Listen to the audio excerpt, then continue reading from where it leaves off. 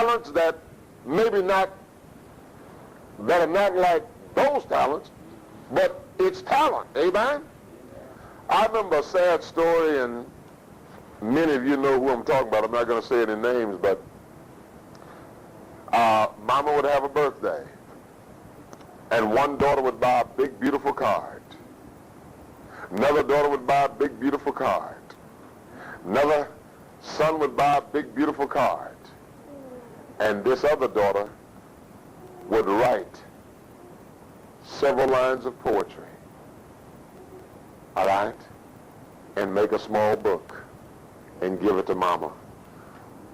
And Mama would call her cheap. Would call her cheap. All right?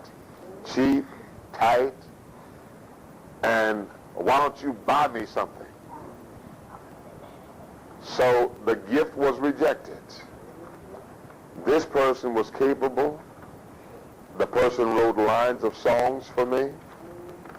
This person was super talented in that area. Very articulate, very dramatic, and could have gone a long way, but didn't go anywhere because the rejection got to her. The rejection got to her. The rejection got to her. She still does things in and around the church every so often, but that talent, Mama killed it. Daddy and I went on a long trip together, and Daddy and I talked about that. And it really broke and hurt Daddy's heart to see what Mama, the raping and the devastation that Mama kept bringing to the different daughter with the different talents. All right? Folks, I'm sharing these things this morning that we don't make the same mistakes that Jesse made. Okay? That we don't do the same thing to our children or our grandchildren. Favoritism, folks, is something that most families suffer from. Favoritism, and it comes through the blindness of the parents. Jesse was blind. He was blind to the giftedness of his son. But his son is invited into the service of the king. None of his other sons are invited to be that close to the king. And he's invited because of his gifts and talents. You see, you may put me down, but in time God will exalt me. Okay? David believed in what? He believed in what? The power of God, the providence of God, the protection of God, and the presence of God in his life. And that's what got him over. He believed that from a child. That's why he was obedient, minding the sheep. That's why he was talented, because he appreciated his gifts from God that he continued to exercise. Never knew he was going to be brought into the service of King Saul. Look at how God's providence is directing his kingship. He was what? Anointed boy king. And so the first job he gets not too long after that is to work in the court of the king, to calm the king down, to drive the evil spirits from the king. You see that? Amen, amen. So the boy king is with the man king.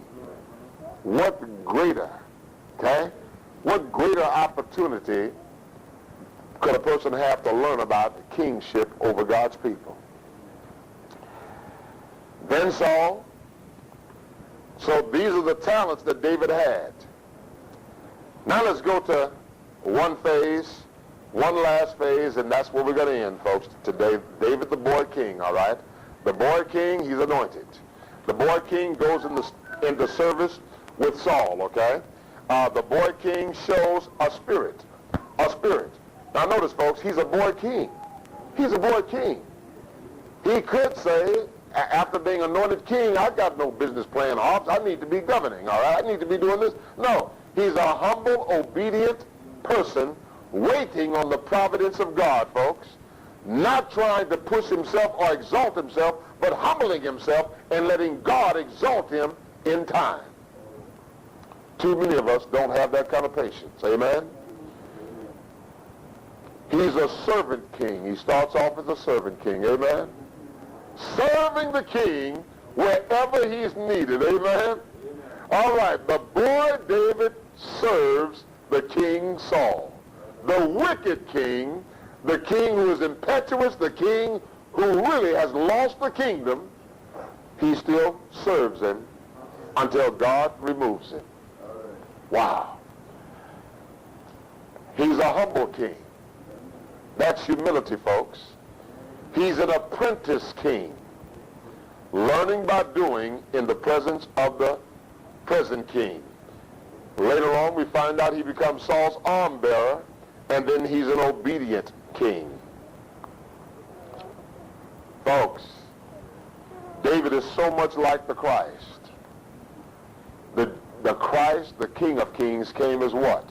Servant. Amen? Mark 10:45 says the Son of Man came not to be served, but to serve and give his life as a ransom for many. He came washing the feet of his servants. Amen?